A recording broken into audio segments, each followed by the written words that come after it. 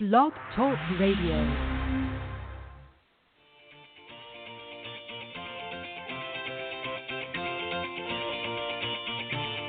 Good morning, everyone. Welcome to the Women of Golf Show. I'm Ted Odorico, and joining me is LPGA professional Cindy Miller, and we are your hosts.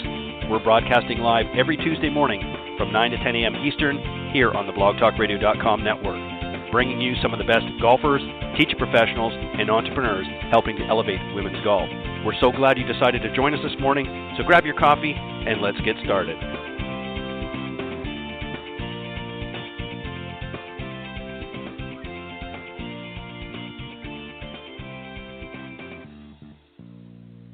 All right, good morning once again, everybody, and thank you for joining us this morning here on the Women of Golf. I'm Ted Odorico, and right alongside, of course, each and every week is none other than Legends Tour player and LPGA professional Cindy Miller, and we are, of course, your hosts here on the Women of Golf. Good morning, Cindy. Good morning, Ted. What's up? I got a cold. I don't know how it happened, but I got a cold. So if they I say sound there a little, are no colds. It's either allergies or COVID. Did you get a test? I don't think it's not yet. I don't think it's the latter, but I think it might be the previous one you mentioned. But anyways, if I sound a little bit gruff or a little bit hoarse this morning, that's why. We got a great show this morning, Cindy. We've got the winner of the IOA Golf Classic, which just happened this past weekend on the Symetra Tour.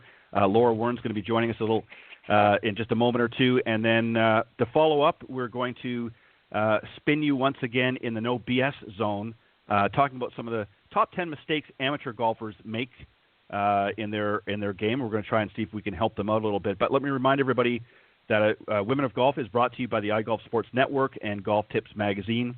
iGolf Sports Network is a live stream broadcast and media production company providing top quality programming designed to attract the golfing enthusiast. And Golf Tips, the game's most in-depth instruction magazine, offering insightful reviews on the latest equipment, tips from top PGA and LPGA teacher professionals, all designed to help improve your game from tee to green. So subscribe today at golftipsmag.com.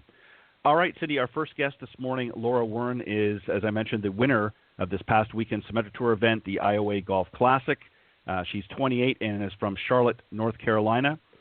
She ended her Furman University career with 12 top 10 finishes, and she's also a two-time All-Southern Conference performer as well. She had 108 career starts on the road to the LPGA with 11 top 10 results, became a first-time Symetra Tour champion at the 2016 Gosling's Dark and Stormy Classic, and in 2013, she was the Women's Southern Amateur finalist and competed in the U.S. Women's Amateur as well. Cindy, let's welcome our very special guest to start things off, Laura Wearn. Good morning. Hi, thank you guys for having me. I appreciate it. Well, that is awesome. Awesome. So I'm just reading all your bio and stuff. How long have you been on the Symetra Tour? I started in 2014 as an amateur, and I played a little bit that year as a professional, and then I was injured all of 2015, so I kind of feel like 2016 was when I really got going. And have you had status on the LPGA Tour?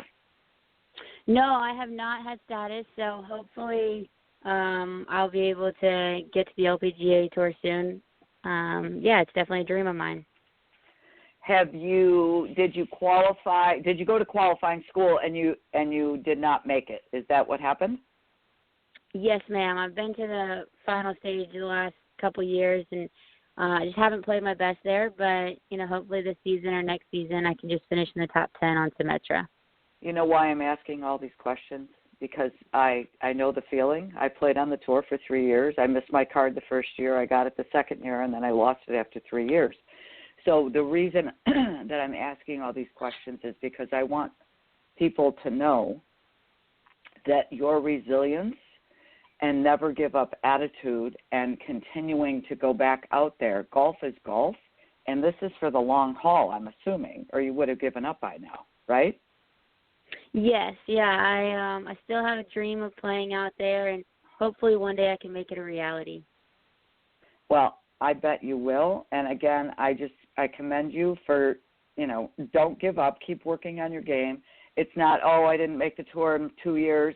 You know why? Because you're just getting better and getting better and getting better, and clearly you're getting smarter because now you're hitting a 4-iron off the tee and hitting it in the fairway and birdieing the last hole and winning in a playoff. So take that, bitches. Yes, that's awesome. All right, Ted, go for it. All right. I think you may already have let the cat out of the bag on my first question. So you were playing, and I'm assuming I'm pronouncing this right. It's the Alaqua Country Club. Is that correct, Laura? Yes, where the event was held? I think it's Alaqua, yes, okay. Yeah. Alaqua, sorry. Okay, so you missed the cut the last 3 visits there, but you came back with a vengeance this time, carding a 200 par for the day to finish at 10 under to win the event.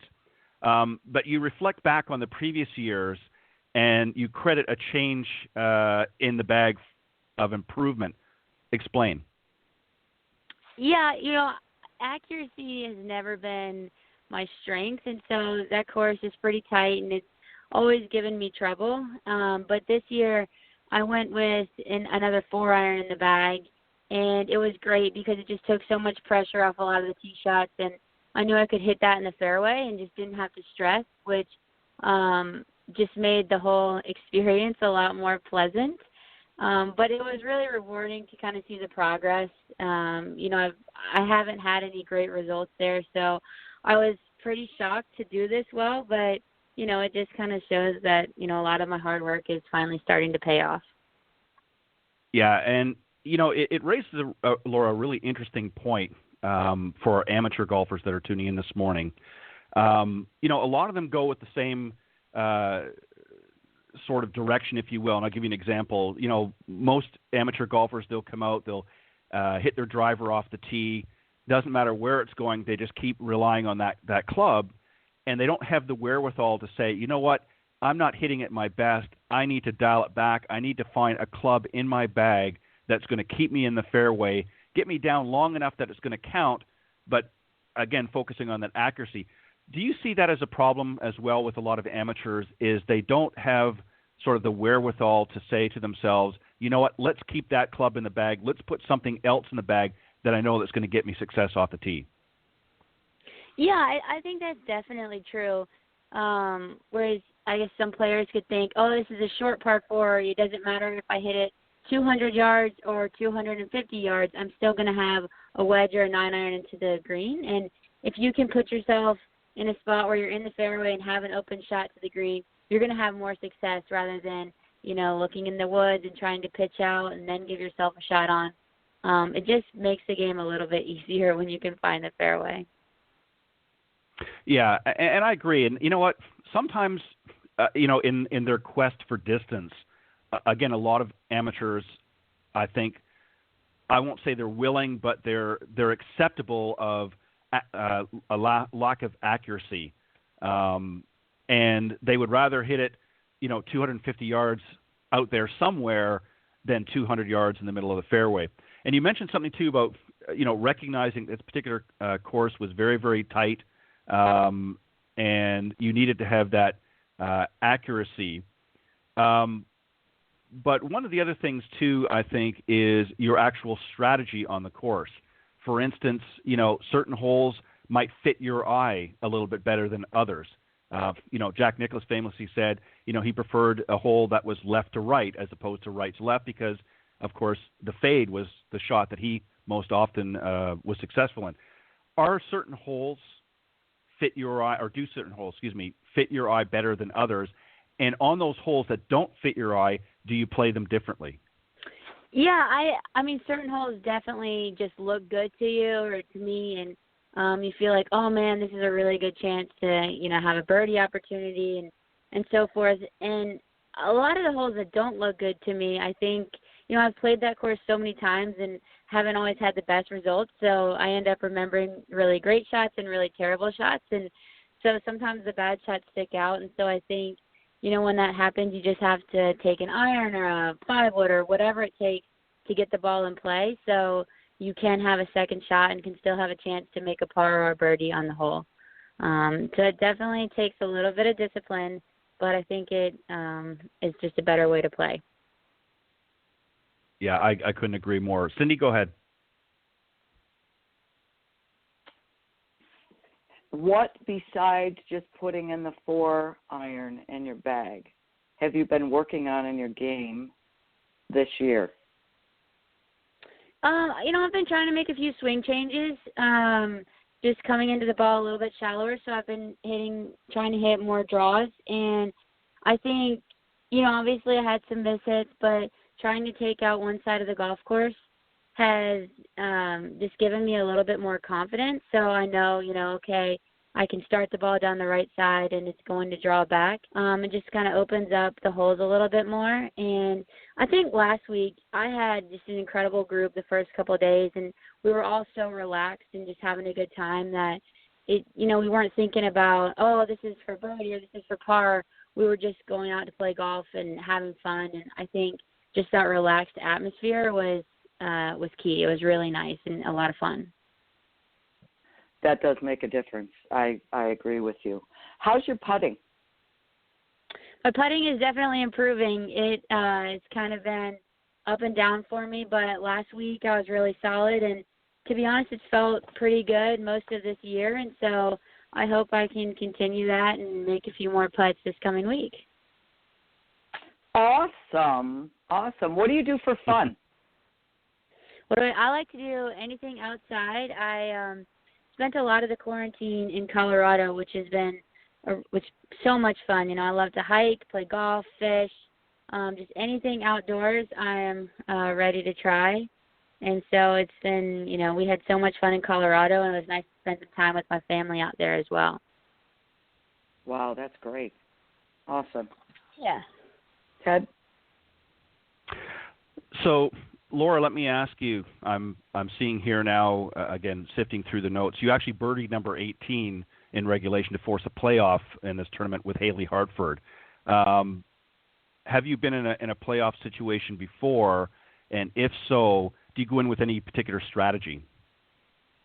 This was my first playoff, and I didn't really know, what to think or what to do. I had hit a great shot into that hole in regulation, so I was trying just to, see that shot again, visualize it, try to hit the same shot I did, but it was very nerve-wracking, but at the same time, Haley is also a Furman alum, and so I think it was really cool for both of us to just represent the school well and know that a Paladin was going to get the victory, and so that was really fun.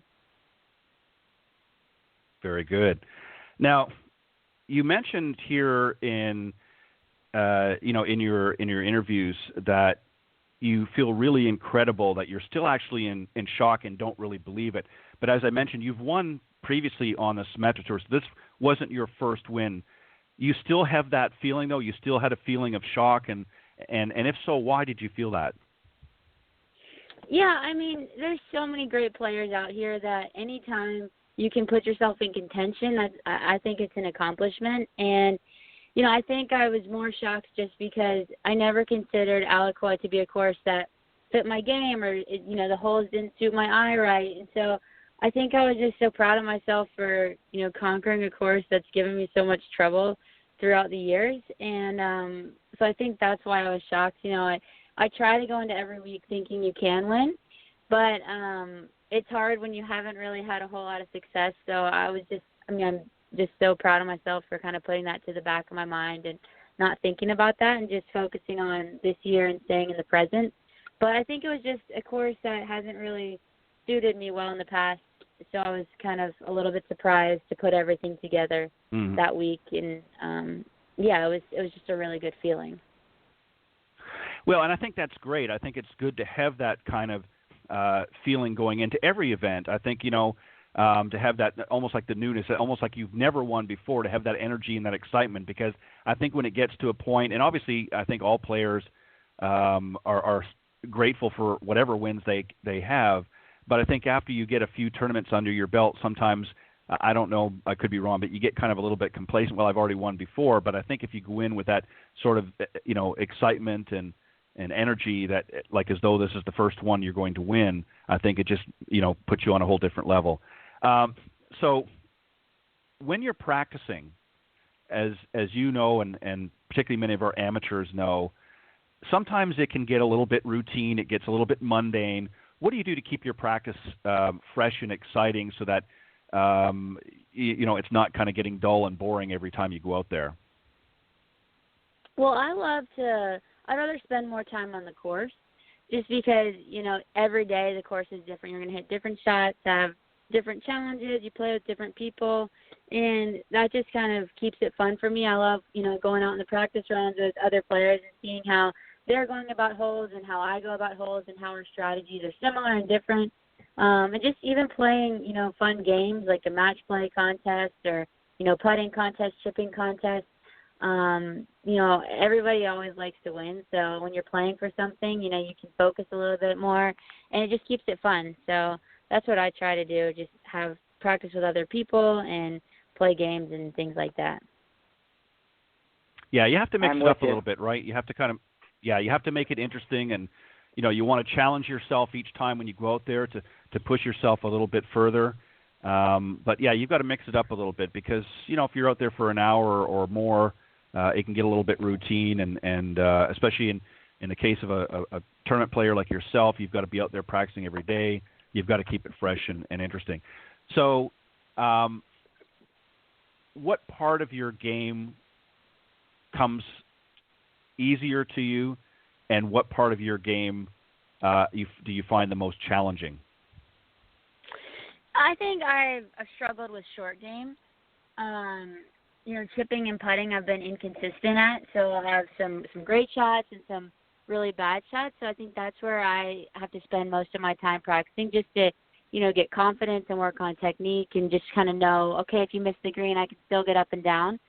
And then typically, I guess my long game has come a little bit easier for me. I usually hit a lot of greens and I have the distance, but it's still, you have to make the putts, and I think the short game is really where you can see your score drop, and so that's what I have to constantly work on to keep improving and trying to figure out new ways to hit shots around the greens. I couldn't agree more. I think the tighter the short game you have, the more success you're going to have in your career, because you're not always going to hit every shot down the middle of the fairway.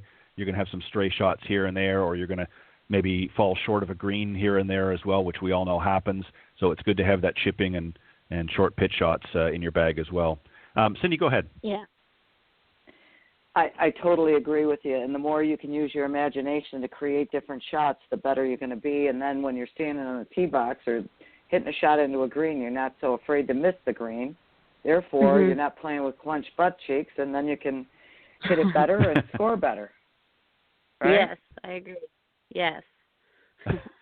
So if you were to say something to someone who's trying to play, what would you tell them?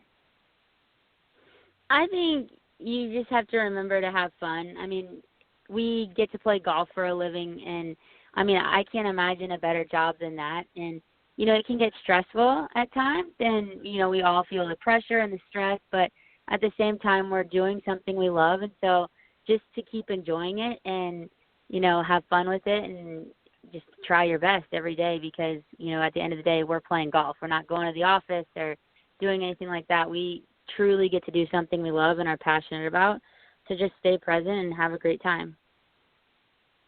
Great advice. Ted? Mm-hmm. I couldn't agree more. So you're now in, I believe you said Daytona, getting ready for this week's event, this Metro Classic. And as I mentioned off air, you're coming in with a little bit of a high. You've just won the past weekend's tournament, so you're obviously excited, got a lot of adrenaline going. What's your game plan going to be going into this event? Are you going to change anything, or are you going to go basically with the same game plan you had last week? I think the game plan changes a little bit just based on the course. This is a little bit more of a, I guess, quote-unquote bomber's course, so there's a lot of drivers off the tee. It's pretty wide open. And so I think just that strategy is, hitting bigger shots off the tee and trying to give myself some wedges into the green to capitalize. But I love this golf course, and I have so many great memories from here, and so I'm just excited for the tournament to start, and it's great being back here, and I'm hoping for a good week this week.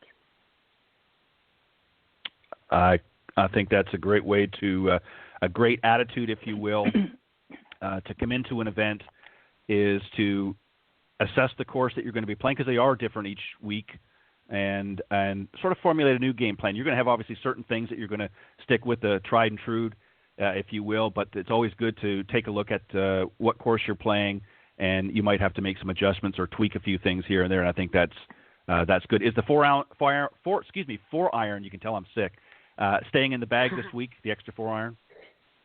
It is staying in the bag. Yeah, I really liked it. It was easy to hit, and so I'm excited to have it. Hopefully it'll make my life easier.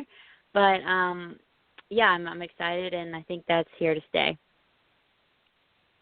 Well, I think it should become your new favorite club. You had some success this past weekend, and I think you should definitely hold on to that a little bit tighter than you would. But any final thoughts that you would like to share or tips that you would like to share with our amateurs that may be tuning in this morning as they continue their journey trying to improve their game? What would be your number one tip that you would give most amateurs? I think a lot of amateurs, they love to play golf, and, when they practice, they go straight to the driving range and, just hit driver after driver. But if you only have 15 minutes to practice, maybe spend 5 minutes on the driving range and 10 minutes putting or chipping, because that's where you're going to shave the most shots off your game. We hit so many little shots around the green that if you can just practice those and stay sharp with your short game, I feel like that's going to help you out the most. And then I would also say just to swing easy. You don't have to kill the ball. If you swing easy, you're probably going to hit the ball a little bit more solid, which that'll make the ball go farther. It's not about just trying to absolutely kill it. Yeah, I think that's a smart. Yeah, very smart. A lot of amateurs, you can see them, their veins popping in their forearms. They're gripping the club so tight, and they're just swinging for the hills. And more often than not, they get very little distance and definitely not very much accuracy. Well, Laura, we want to thank you very much for joining us this morning. And again, congratulations on your win this past weekend at the IOA Golf Classic. And good luck this week at the Symetra Classic down in Daytona. We wish you all the best. Thank you guys so much for having me. I really appreciate it. Good luck, all right. honey. Go out there. Thank you. Yeah, good luck. Thank you. All right, that was Laura Wearn, winner of the IOA Golf Classic Symetra Tour event that just happened this past weekend. And Cindy, she's off to make her way and in Daytona. Now, you played these courses here. What are some of the challenges do you think that she's going to be faced this week? The wind could be a big challenge. The weather could be a big challenge. And then there are, it's, what's the word? Risk reward. So there are some certain places that you just can't hit the ball. There's a couple of par fives that, she can reach for sure. I'm certain of it. But again, you've got to be very careful. But it is more of a bomber's course, and she's going to have a lot of confidence, which is good. So she's probably just going to let this big dog eat, right? And let it rip, which is good. Yeah. Yeah, those are my thoughts. It's a great golf course. I like the other one better because I like tighter. Right. It's interesting, though, I agree. It's interesting, though, that this is, as she mentioned, a bomber's course. And I wonder sometimes, and again, this is where many amateurs fall into the trap, that knowing that you can take an extra swipe at it and hit a little bit further and not have to worry about his accuracy, if that can throw your game off a little bit, and here's why I say that. She's already acknowledged that she's not really accurate, and yes, she's going to have more margin for error, but is that going to make her try to force it down the fairway a little harder and sacrifice possibly more accuracy? Is it going to serve her well? What do you think? I don't know. We'll have to see, won't we? Probably. I don't think she's – again, the more you're out there, the longer you play, the more you learn. Yeah. And she's not stupid. She's failed enough to get the feedback to fix it. You know what I mean? The more mature you are, the more you mess up, the better you get, hopefully. Otherwise, you don't learn the lesson, and then it keeps happening. Yeah, and I think that's a great point too, Cindy.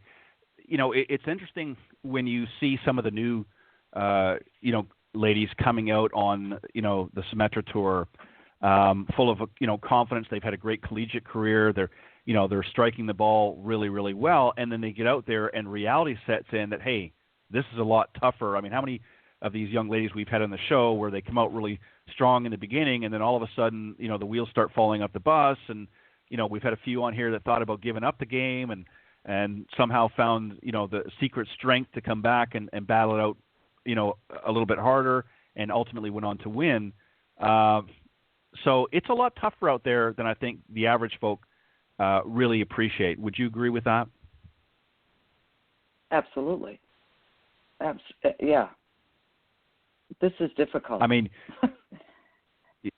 well, you've got the added pressure.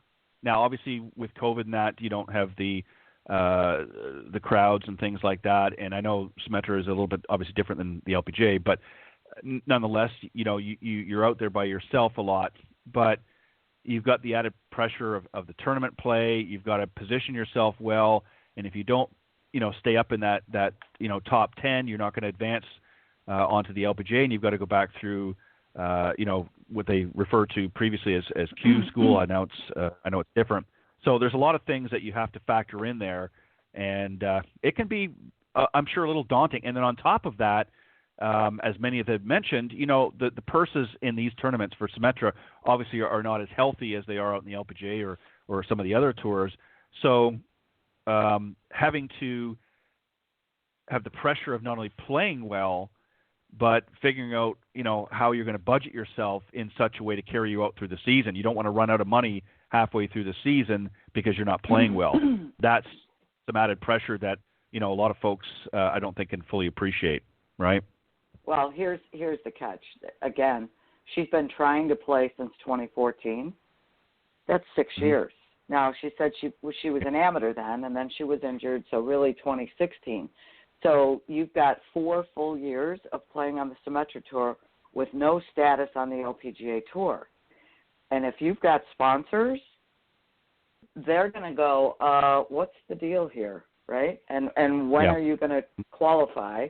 Because it's going to cost you probably $50,000 a year to do this right, and that's a lot of money. Now, she's made money, and she's won 3 times, but again, that gun's pointed at your head, and I don't know her personal circumstance, but that's what happens with all these kids, and it doesn't mean they can't make it, but how long can they last, to keep doing what they're doing? Here's the other, this is going to sound mean, but our son tried to play for a few years and didn't make it, then had a boating accident. Now he's his financial advisor and doing very, very well, right? And there was a kid that's 28 that was at his club, and he said, I saw this kid at the club the other day and said, have you got sponsors? No, I hate to ask for money. And he goes, well, how long are you going to keep doing this? Well, I just want to keep playing. And, and Jamie goes, look, you've got no success. You've got no money, and you're 28. What are you going to do? Yeah. It's time to look in the mirror.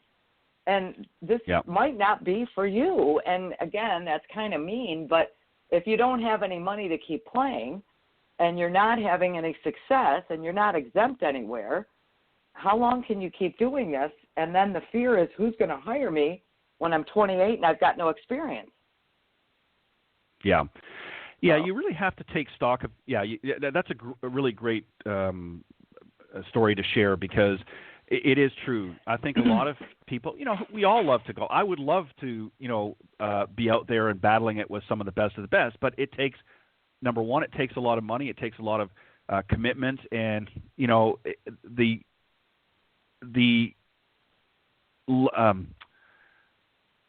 I guess the success rate is really very, very low when you think about it. I mean, if you think of all the players that are out there battling it in all of the tours, how many of them are really, as the old saying goes, the cream rises to the top. Some of them are just barely making it. Some of them are not making it and drop off as time goes on. But that's a great point. You have to take stock of things. If you're 28 years old and you're not winning anything and you've got really no sponsorship, you obviously, maybe your folks have floated you some money for a while because it's a dream and a passion of yours. But there comes a point in time where you have to say to yourself, look, I've either got to do something to step up my game. I've got to reach out. If I've got game that I can be competitive, and if I'm finishing in a certain plateau in the area, to keep going on, then that's one thing. But if you're not even if you've never made it in the top 10 or even the top 20, and you've been out there for 4, 6, 8 years, you need to take stock and say, look, maybe this is, I want to keep playing golf. I want to play it for fun, but a professional career as a pro golfer may not be the ticket. And you're just, throwing whatever money you do have out the window. And you're right. At the end of the day, it could be 30 before he wakes up. Who's going to hire you at 30 with no job skills? Because you were a pro golfer, that's great. It's an interesting story, but what other experience can you bring to the table? And at that time of your age, it's harder to train you in areas that you should have already had experience in. So a lot of companies are going to, thank you, but no, we've got 1,500 other applications to look at. All right, so let's move on. We got the no BS zone, and we're going to talk about top 10 mistakes amateur golfers make. And I don't necessarily put them in any particular order. This was something I actually pulled offline the other day, and I thought was kind of interesting. Number one here they've got is not warming up properly, and we talked about this before, but even Laura mentioned about it as well. You need to actually warm up before you're playing around, and we're not talking about a full-blown practice session. You need to get out there. You need to get those muscles stretched, and shoulders and backs and legs, need to be loosened up a little bit. What do you recommend, Cindy, if somebody's playing in an event, even if it's not a pro event, if it's maybe their corporate outing and that, what do you recommend most amateurs should spend? How much time should they spend warming up before a round? Well, it depends on how old you are and how stiff you are. Again, if you had, let's say you have no time to warm up.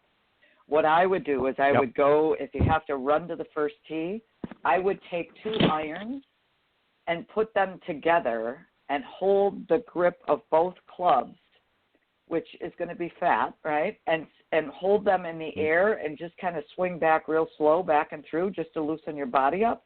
I would do a few stretches. I would take some practice swings and brush the grass, and then I would go.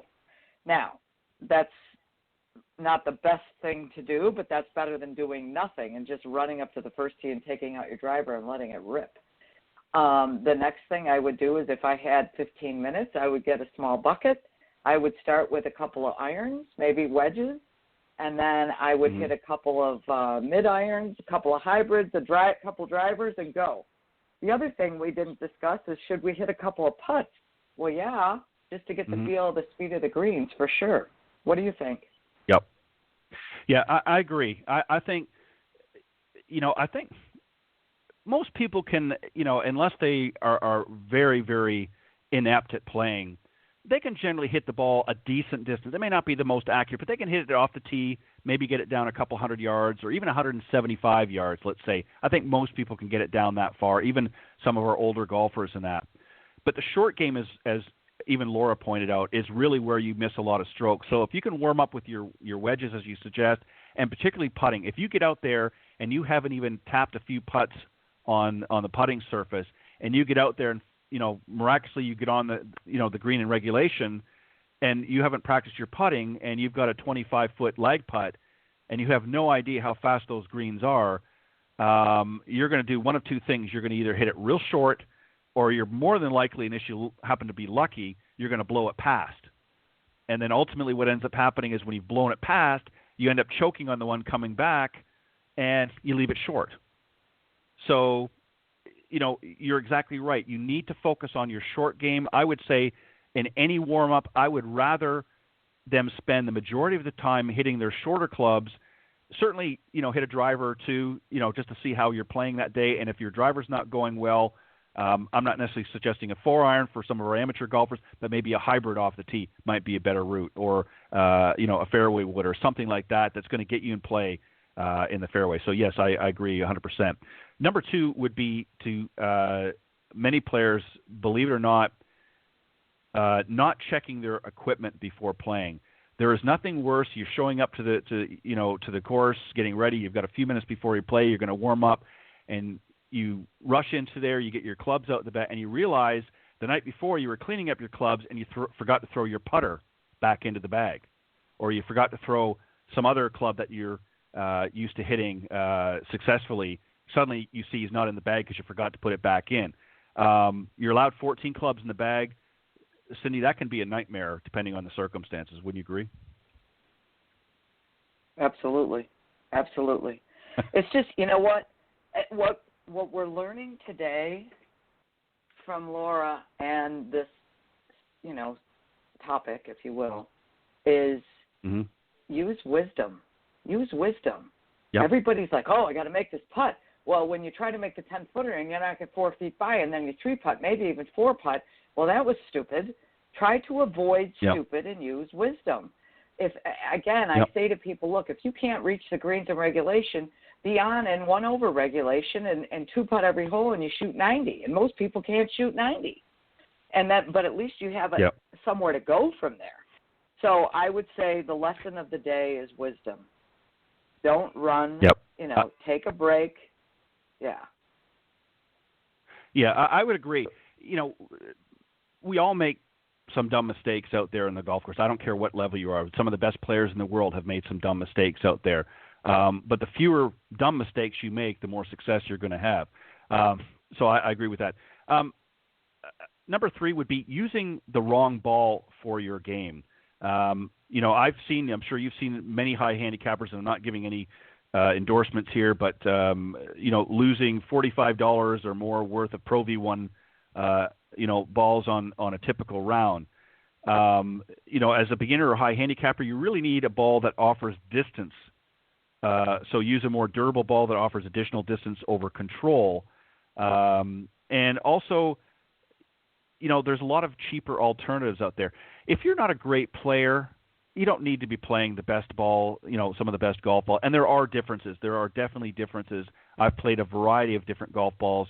And Cindy, it just does not make sense to go out and spend, $40, $50, dollars plus a dozen golf balls, knowing that you're probably going to lose a few of them along the way. What do you think? I mean, help the amateurs out here. What should they do? Buy the least expensive ball they can find. I would. I mean, again, you're going to lose them. And here's the other thing. Watch your ball till it stops. That drives me out of my mind. A pet peeve is, they go, oh, and they look up in the air like it was God's fault that they missed it, and then they stop watching the ball, and then they can't find the ball, and then I have to search for their ball, and I can't stand looking for golf balls. I like looking for golf balls if I don't have anything else to do. It's like an Easter egg hunt. But I don't want to look for your golf ball. Right. So watch the ball till it's done, and buy cheap balls because you're going to lose a lot of them. Yeah, and if you're not, a tour player, you don't need to buy the most expensive golf balls anyways. I know it's nice to say I'm playing Titleist or I'm playing, whatever, is your particular thing, and it's the most expensive out there. But the truth of the matter is, most golf balls are going to yield success if you're able to hit them with solid contact and get them up in the air. If you can't even get the golf ball up in the air, it doesn't matter what golf ball you put down in front of the club. So that would be, I think, a given. Be smart about it. Going back to what you said, use some common sense and be smart about it. Make good, sound, wisdom-filled decisions. Number 4, overestimating how far you hit the club. We all marvel at some of the best players. Right. I mean, that's a common one I see all the time, as I know you do. They see the tour pros hitting, a 220-yard shot with a 5-iron, and they get the same distance. Think, okay, well, I'm going to pull out, a 5-iron because that's what they're hitting. not the case. Know your distances, right, Cindy? Yeah, denial. Oh, I hit it this far, really? Let me see, right? And then, so then what happens is, I hit my pitching wedge 160 yards, and then you're short in the bunker, or short of the bunker. Mm-hmm. So just don't be in denial. Have some wisdom. Yeah, and you'll play better. Yeah, and right. Right. Well, and also too, this is something else too that a lot of amateurs miss the boat on when it comes to distances. They say, well, I used to hit my 7-iron 150 yards. Well, that was 20 years ago. How far are you hitting it now? Am I right? I mean, how many times have you said, well, I must tell you this. So listen. Yeah. So hang on a second. I got new Maverick clubs, right? And I got news for you. Those lofts, the loft of the 9-iron's got to be a 7-iron because I'm hitting it farther. And we both know that Cindy's not really hitting it farther. So the clubs kind of play with you, and then you think you're longer, which is really denial, right? That's not the case. But anyway, it's just be realistic and honest and have wisdom. And guess what? You don't have to prove anything to anybody, just yourself. So I dare you to do that. Yeah. It's amazing, and that's what a lot of people don't realize is the lofts these days, they play around with them, and many tour players as well, you might think they're playing a 9-iron, but like you said, it's actually a 7-iron loft. So when they're hitting these great distances and they're saying, well, they only hit a 9-iron, or they only hit their wedge, but their wedge is actually the same as an 8-iron.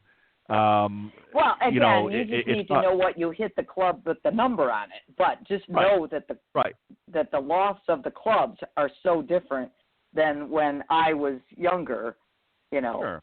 So it's like, oh, I'm not that old. Well, yes, you are, but the clubs have helped you. I hear you. I remember that too. So I'm getting up there. Number 5, keeping the grooves on your club clean and effective. One of the biggest frustrations for many amateurs is when they do hit the ball cleanly into the green, they see and race up to the green without the spin being applied.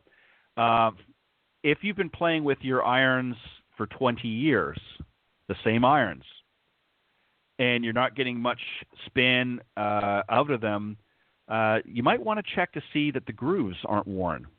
That can also be something. So take it into your local pro, get them to look at your irons particularly, and see whether or not you need to get yourself maybe a new set of clubs, because they might be so worn down.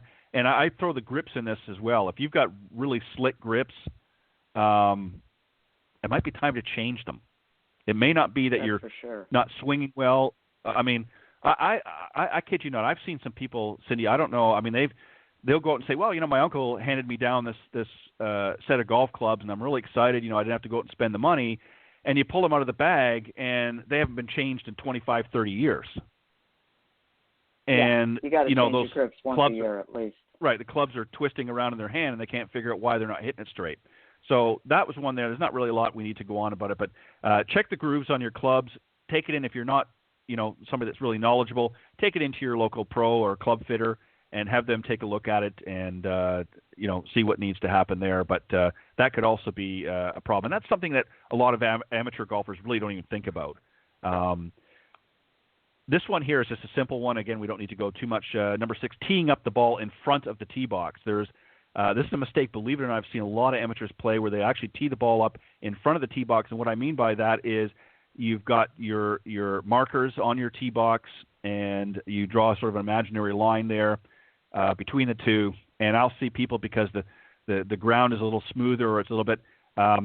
If you were playing in a tournament, that's a penalty stroke. That's illegal to do that in play. Your buddies might let you get away with it, but that's a no-no. So tee it within the markers or behind. Don't go ahead of the markers. Otherwise, you'll be incurring a stroke, and unless your buddies are a little more forgiving. And if you're playing for money, don't count on it, right? Yeah. Number 7, For dropping a lost or unplayable ball from the rough. If your ball is unplayable or lost, do you just drop a ball from your bag on the fairway and play from there? Many amateurs do this, but this is wrong. What's the right way? If you've got an unplayable ball, what's the proper? Well, an unplayable lie, you have to move it 2 club lengths and drop, but and make sure you drop it from knee height. I haven't played in enough tournaments since the rules changed. We used to drop it from waist high, but now it's knee height. But if you feel like you've lost a ball, you've got to reload from where you hit from. So make sure that if you, let's say you're teeing off and you think it might be in the woods or out of bounds, play a provisional ball. And you have to say, I'm going to play a provisional ball. That was a Titleist 3. This one's a Titleist 4. And you have to state that before you hit, just to make sure so you don't have to walk back. So lost ball and out of bounds, you have to reload from where you hit from. And most people don't do that. They think they can just drop from where they are, and that is not the case. Right. To give you the official is, if your ball is unplayable, then you have 3 options. You can either go back to where the ball was originally played and play the shot again, incurring 1 penalty stroke, play the ball from a position 2 club lengths from where it lies but no nearer the hole, penalty of 1 stroke, or take a line from the hole to where the ball lay unplayable and drop the ball on this line 2 club lengths or more behind where the ball was unplayable, again for a 1-shot penalty. So you've got 3 options that you can do there. Obviously, you want to find the one that's going to be best for you. If you're a really good player and just happen to hit a bad shot, you may or may not want to go back, depending on the circumstances, to where you originally played that first shot. But you've got a couple of options there, and that's where knowing the rules. And I always recommend, I know we've got to be careful of timing and stuff on the golf course nowadays, but I always say, have a rule book handy, and I always say highlight some of the more common ones that you generally are going to be faced with. Every rule obviously applies, but some of them, many of our amateurs run into more than not.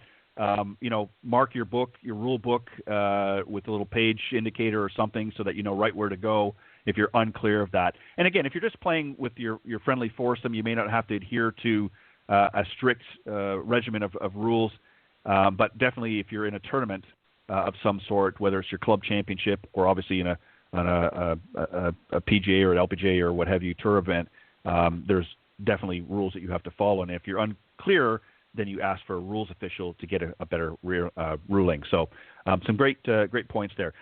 Number 8, not practicing the shots they need to at the range. Again, this is a huge mistake. At the range, they devote 70% of their balls hitting their driver, fairway woods, or longer irons, 20% of their time hitting mid to low irons, and 10% of their time pitching, and maybe a few things. Cindy, let's try to straighten some folks out here. What should they be practicing on the range?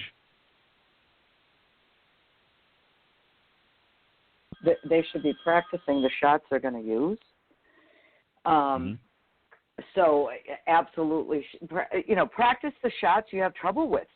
And here's the other thing. I would do fairway finders. I would just practice half little swings, try to bund it out there straight, and work on the things that will help you the most. Don't go to the driving range and grab your driver and start whacking away like you got a tire iron in your hand.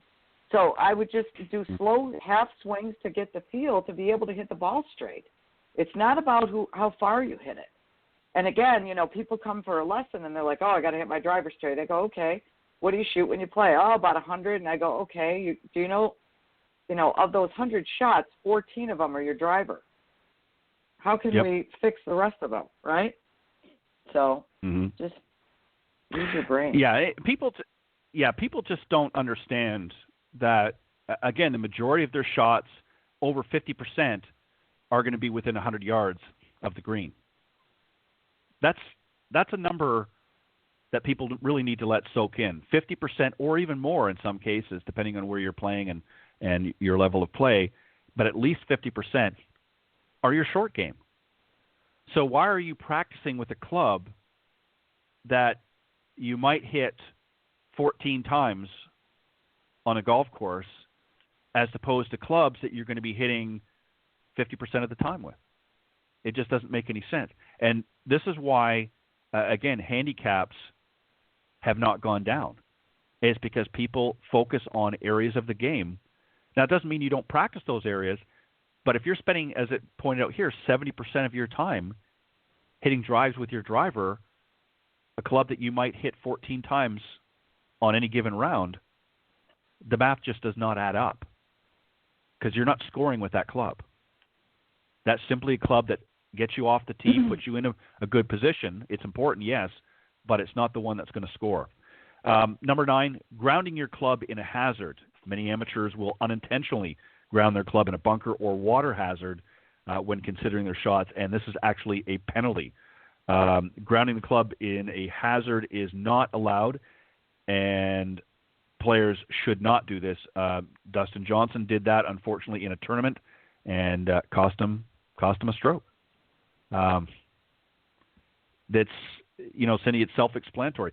The reason you can't do that is obviously in the case of a bunker, it's considered testing the sand, and not a good thing. Have you ever accidentally grounded your club? I have not. Because, what I have done, again, though? comes I've with hit the sand. Again, not in a tournament, but I have hit the sand lately playing with students on my backswing, and I'm like, whoa, what are you doing? You can't do that. So if you're hovering the club above the sand and you start the club back and you touch any of the sand, that's a penalty as well, which is kind of scary, right?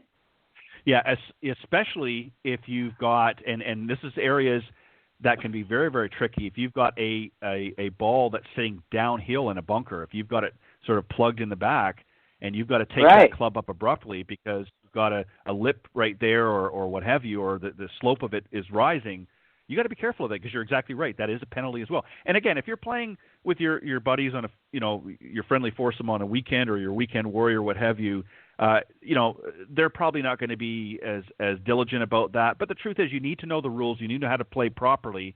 And I'm not suggesting that if you're doing that by accident in that environment that you're cheating, but you're not playing by the rules. And you should play by the rules, because if you do at some point play in your club championship, the more you're practicing things the right way, the more apt you're going to be successful out there. If you're allowing yourself these little glitches and mistakes along the way and you're not holding yourself accountable, then you're not really being honest and you're not really playing honestly. It's like I've seen some people where they'll get the old foot wedge and they've got a bad lie, and I'll just roll it over here because it's kind of plugged it. Well, no. Play the ball where it lies. That's cheating.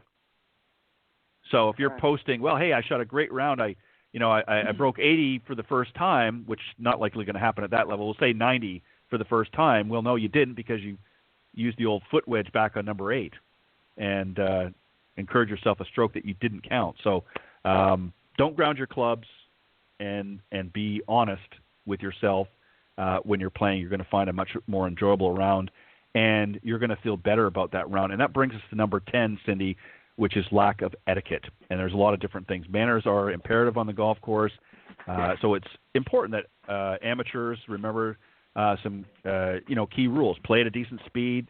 Let quicker groups through.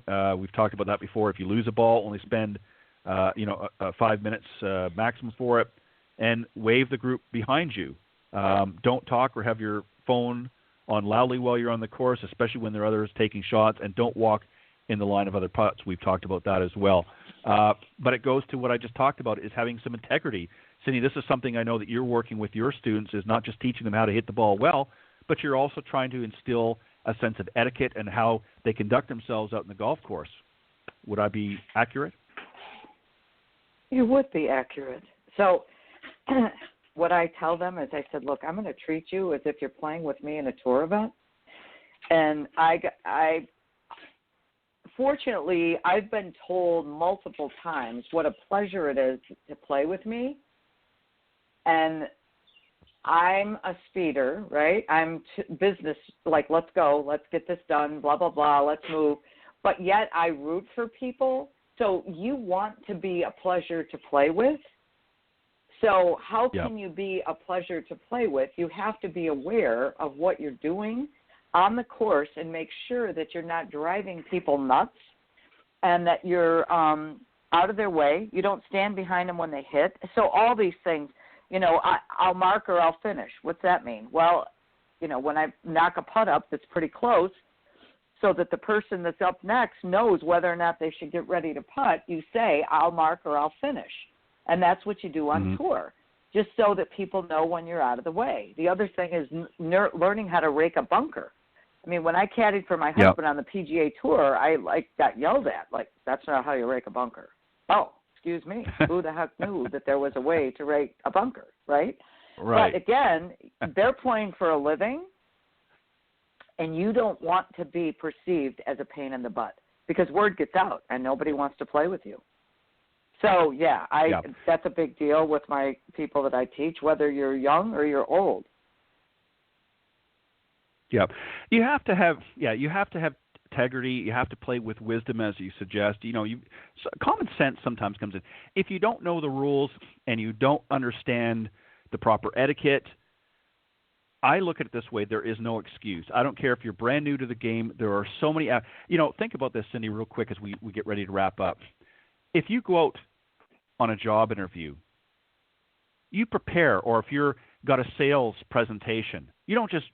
I hope you wouldn't. Anyway, wing it. You don't just walk into the you don't just go in there and wing it. You prepare for it. So if you're new to the game and you don't know all of the ins and outs, and not every listen, some of us that have played for years and years, we forget probably more than we've ever known. At least I can attest to that. I've forgotten a lot of things over the years, just as we get older. But I always made a point of understanding what it is that I need to do when I'm at the golf course, from the moment I arrive to the moment I leave. And it's not all about rules and regulations. It's just common courtesies. It's etiquette. It's a form of professionalism, and you do that in your everyday life. So if you're willing to do that as a parent or as a business person, then you also need to have that same integrity, if you will, as a golfer. And if you're unsure where to go, connect with somebody like a Cindy Miller. Or go into the pro shop and talk to them there and just say, I'm new to the game. Give me, sort of the rundown of some things I need to know. And they will be more than helpful to help you out and answer any questions that you may have. So do a little research, before you go out there and play. And you're less apt to be uncomfortable when you go out there because you're going to have a general understanding of what needs to be done. You're not going to be perfect, but you're going to get off with a running start the first time you go out there. So don't be afraid to ask questions.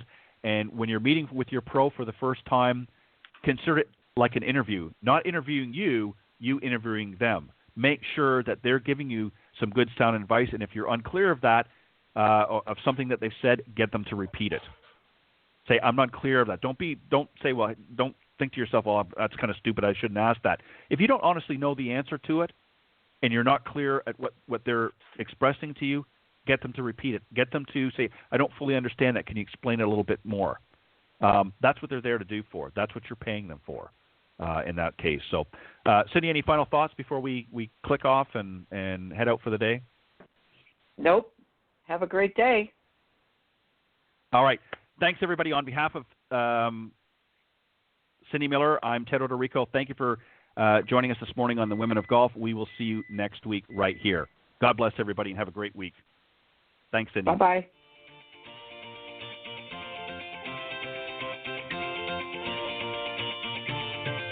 Thanks for listening this morning to the Women of Golf Show. Tune in live each week by visiting blogtalkradio.com/Women of Golf or on any of these social media platforms: iTunes, Stitcher, TuneIn, CastBox, TalkStream Live, and of course Spotify.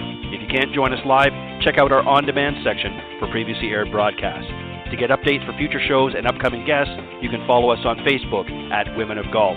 You can also follow me on Twitter at Ted and Buck CEO and Cindy at Cindy Miller Golf.